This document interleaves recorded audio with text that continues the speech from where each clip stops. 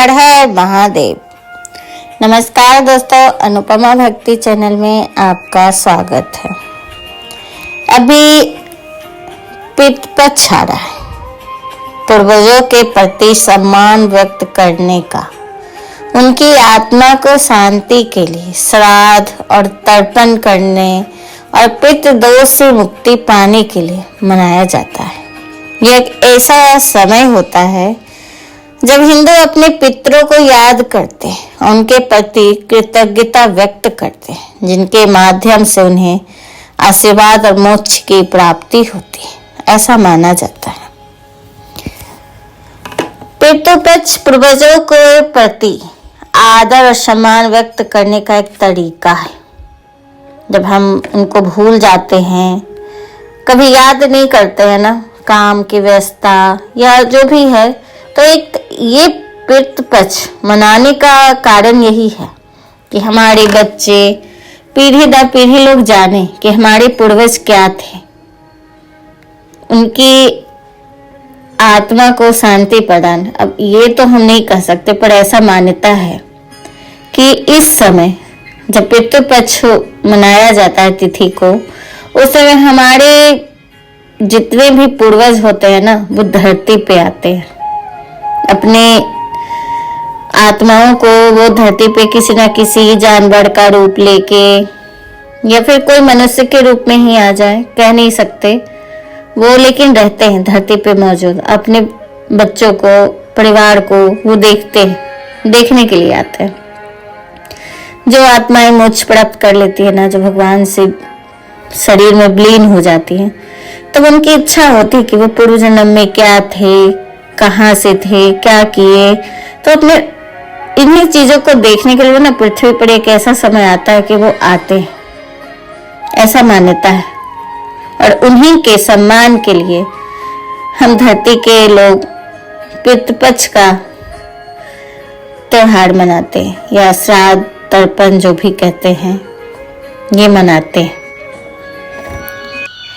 पितृपक्ष ये भादो पूर्णिमा से स्टार्ट होता है और ये आश्विन अमावस्या के दिन खत्म हो जाता है। ये 15 दिन का होता है, कभी कभी 16 दिन भी हो जाती है, पर ये 15 दिन का होता है। और अगले ही दिन, अमावस्या के अगले दिन शुक्ल पक्ष स्टार्ट हो जाता है, जो हमारे शारदीय नवरात्रि माता दुर्गा का कलश की स्थापना होती है, उनकी पूजा स्टार्ट हो जाती है उसके कल ही होके। कहते हैं कि इस बार तो 7 सितंबर को स्टार्ट हो रहा है पितृपक्ष, और खत्म ये हो रहा है 21 को। 21 सितंबर को ये खत्म हो जाएगा। उसके बाद 22 सितंबर से हमारी नवरात्रि शुरू हो जाएगी। पितृपक्ष में 16 दिन तक श्राद्ध कर्म होते हैं। इन दिनों पितरों को तृप्त करने के लिए तर्पण, पिंडदान और श्राद्ध करने की परंपरा है।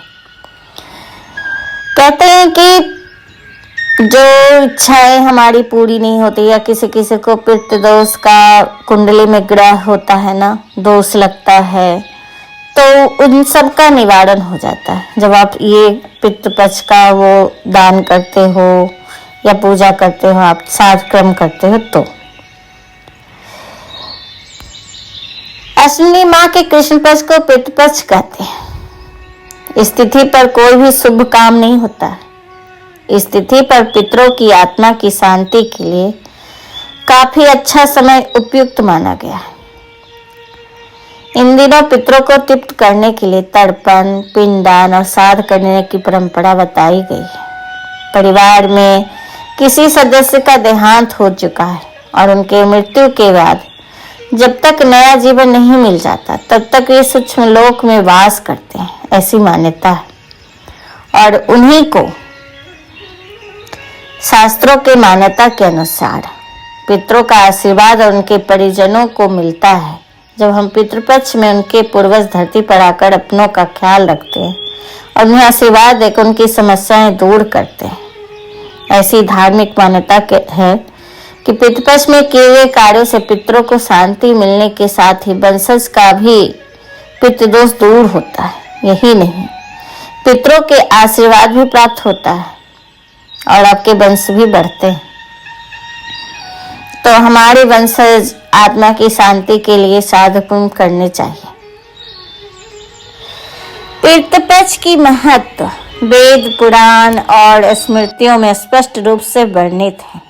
गरुड़ पुराण के अनुसार पितरों को तर्पण और पिंडदान करने से न केवल उनके आत्मा को शांति मिलती है बल्कि हमारे वंश भी बढ़ते हैं और हमारा वंश के जीवन सुख समृद्धि से भर जाता है। ऋग्वेद और महाभारत जैसे प्राचीन ग्रंथ में भी पूर्वजों का सम्मान करने और उनका आशीर्वाद प्राप्त करने की परंपरा का उल्लेख मिलता है।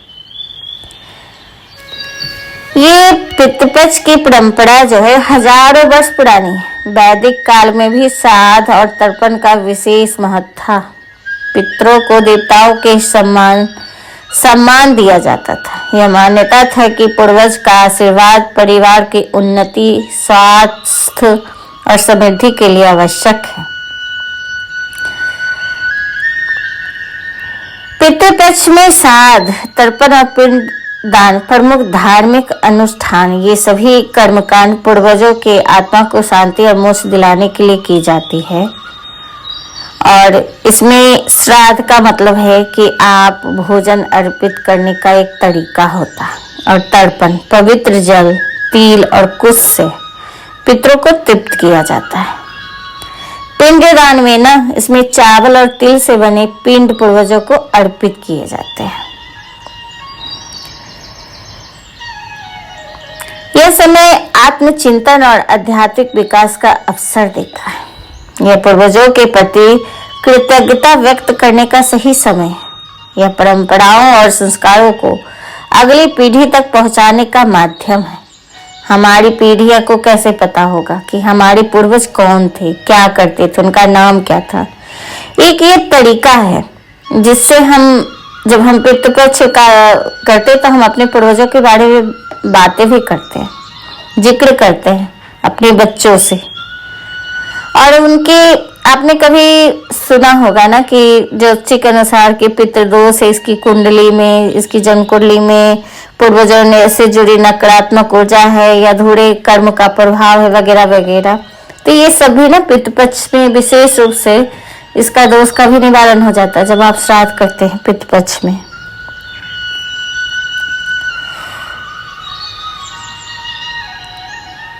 परिवार और समाज को जोड़ने का भी एक ये माध्यम है। इस अवधि में लोग पूर्वजों की कहानियां सुनते हैं, बताते हैं, जिससे अगली पीढ़ी को अपने मूल्य और संस्कारों की जानकारी मिलती है, हमारी परंपराओं के बारे में पता चलता है। वैसे वैज्ञानिक पक्ष का माने तो श्राद्ध में उपयोग किए जाने वाले पदार्थ जैसे तिल, कुश और चावल स्वास्थ्य पर सकारात्मक प्रभाव होता है। पितृपक्ष में दान करने से समाज में संतुलन और सहयोग की भावना पैदा होती है। वैसे तो पितृपक्ष में आप अपने समर्थी अनुसार जितनी आपकी समृद्धि है उस हिसाब से आप कर सकते हैं। पर जिनके पास पैसे नहीं है, वैसे तो इसमें धन दान करना होता है, वस्त्र दान करना होता है, अन्न दान करना होता है, गौ दान करना होता है, जिससे परिवार पिता संतुष्ट हो। पर अगर आपके पास नहीं है, आप कुछ नहीं कर सकते हैं, तो आप ना मिठाई खरीद के भी ना गरीबों में बांट सकते हैं। अगर आप रोज घर में खाना बनाते हैं तो कोशिश करें कि प्याज लहसुन ना बनाएं। बिना प्याज लहसुन तामसिक भोजन जैसे चीजें कम ना बनाएं। मांस मदिरा ये 15 दिन ना खाएं। और आप जो खाना बनाते हैं ना, तो सबसे पहले एक रोटी या कुछ भी बनाते हैं वो ना अलग से रख दीजिए और फिर वो पंछियों को या किसी जानवर को खिला दीजिए। कहते हैं कि हमारे पितर ना उस समय आते, पूर्वज पशु पक्षी के भेष में हमारे घर।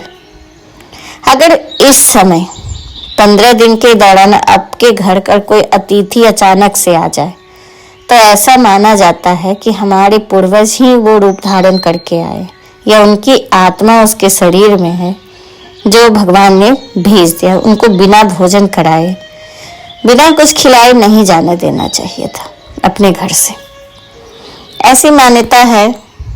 अब मानने का, कुछ लोग पितृपक्ष को मानते हैं, कोई नहीं भी मानते हैं, तो वो अपनी अपनी भाषा है। जैसे मानो तो मैं गंगा जल हूँ, ना मानो तो बहता पानी, वही बात है। अगर आप मानते हैं तो ये सब करें, नहीं मानते तो कोई बात नहीं।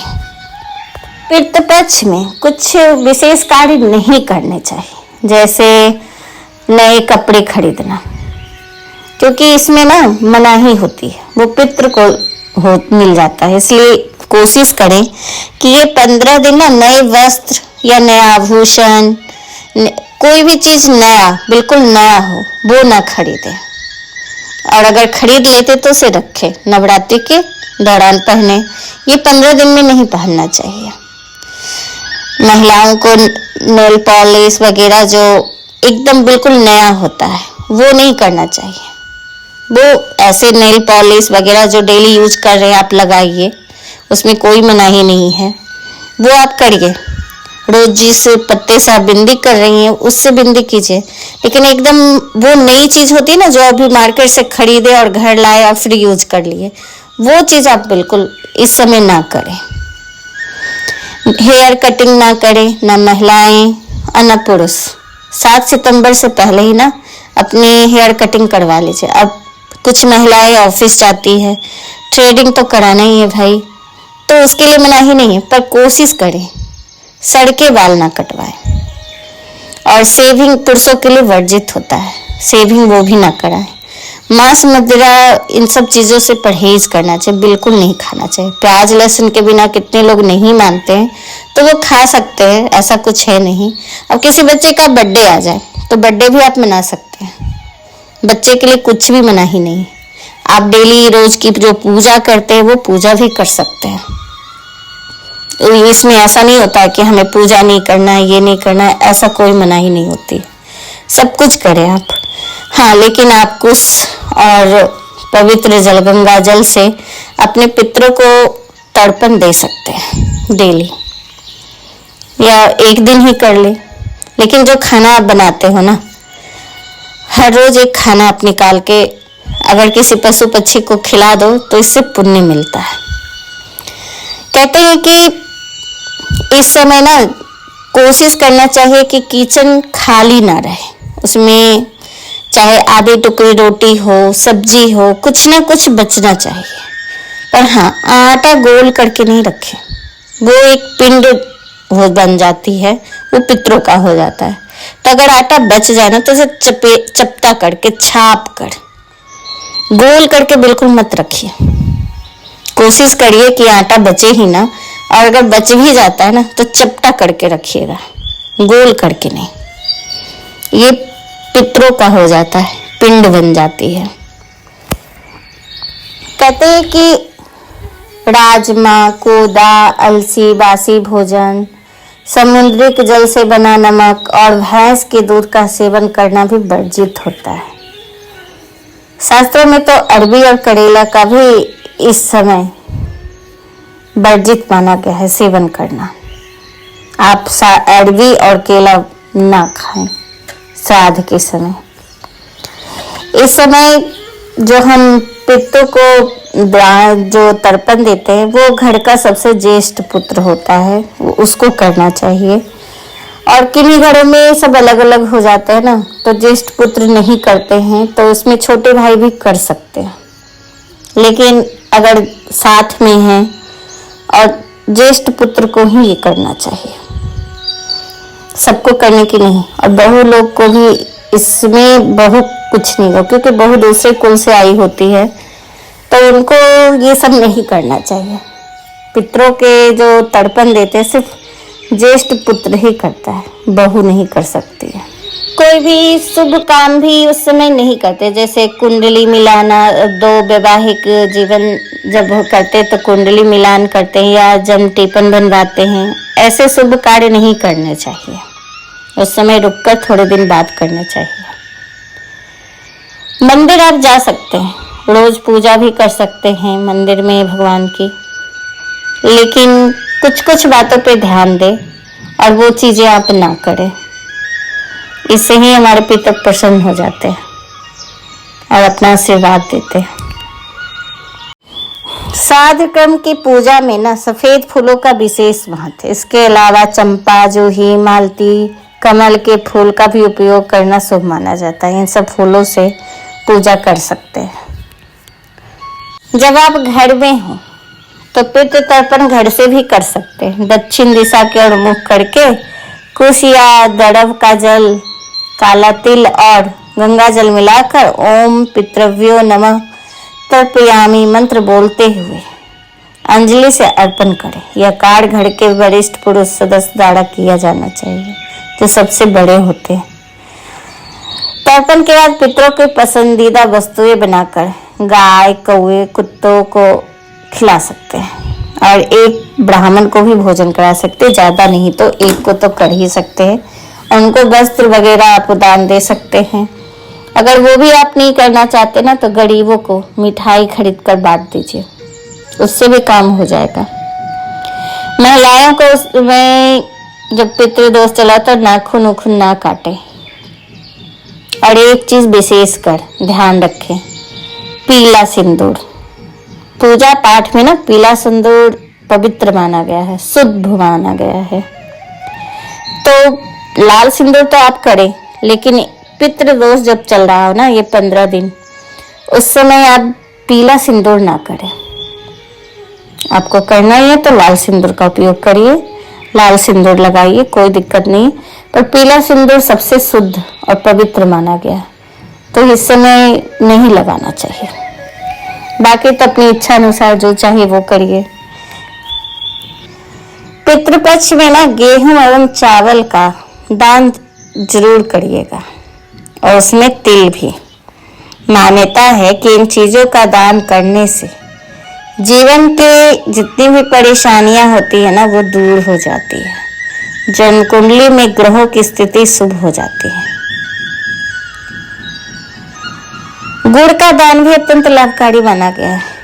मान्यता है कि गुड़ का दान करने से परिवार में सुख, समृद्धि एवं खुशहाली आती है। वैसे गौदान अगर कर सकते हैं तो वो सबसे ज्यादा है। कहते हैं कि सारे कार्य के विघ्न बाधा समाप्त होने की मान्यता है अगर आप गौदान करते हैं तो। पर अगर ये नहीं कर सकते हैं तो गुड़, चावल और गेहूं इसका दान जरूर कीजिएगा। उससे भी हमारे पितरों के आशीर्वाद मिल जाएंगे। पर गरीबों को दीजिएगा। दान का मतलब होता है जो जरूरतमंद हो, जिनको बहुत जरूरी है इन चीजों को, तभी आपको पुण्य मिलेगा। अगर यूं ही किसी को दे दिए तो वो दान का मतलब नहीं होता। जो अत्यंत भूखा है उसको अगर आपने खाना खिला दिया तो वो दिल से आपको दुआ देता है। पर जिसके पास है सब कुछ और फिर आप उसी को दे रहे हैं ना, तो वो दुआ नहीं देता है, वो दुआ लगती भी नहीं है। भगवान भी देखते हैं कि आप किसके लिए क्या कर रहे हैं। हर चीज का एक महत्व होता है और उस अनुसार अगर आप कार्य करते हैं तो जल्दी ही आपको सफलता मिलेगी। तो दोस्तों, ये पितृपक्ष आ रहा था इसलिए हमने ये वीडियो बनाया। आपको ये कैसा लगा हमें जरूर बताइएगा। अगर आपको ये पसंद आया तो प्लीज हमें सब्सक्राइब, लाइक कीजिए। और मेरी वीडियो सुनने के लिए आपका बहुत बहुत धन्यवाद। नमस्कार।